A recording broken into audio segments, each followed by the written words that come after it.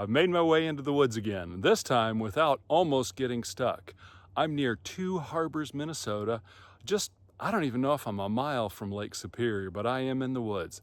And the last week has been amazingly memorable. I spent an amazing week with my friends Lynn and Eric. Beyond their wonderful company, they introduced me to a number of new activities that are part and parcel of living in northern Minnesota. Of course, we spent a couple of days rock climbing, with one of those days right on the edge of Lake Superior.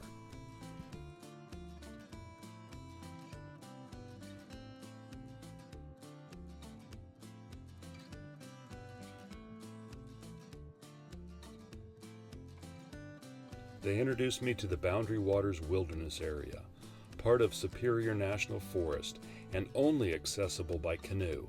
It's more beautiful than you can imagine, and we checked out some petroglyphs.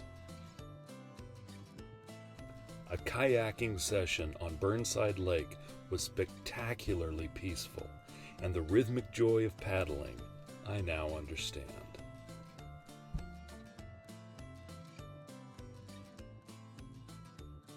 I was also introduced to Finnish sauna.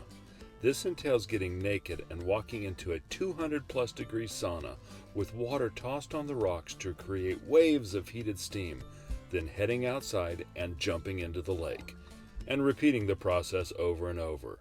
It was superbly enjoyable. A few hours at the International Wolf Center gave me an up-close look at one of my absolutely favorite predators.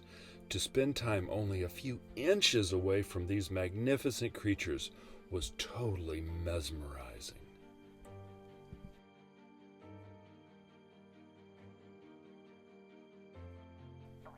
It's always hard to say goodbye to close friends who mean so much to me, but I had to get back on the road and continue my adventure, knowing I'd return to Ely once again in the future to experience the magic of northern Minnesota.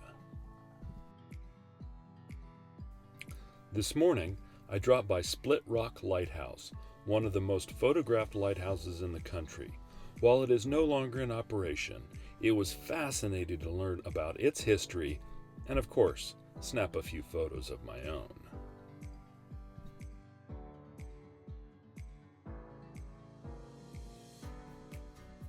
A quick wander through Gooseberry Falls was my last stop before I headed into the forest to snag a good night of sleep before heading to Duluth and continuing my adventure eastward.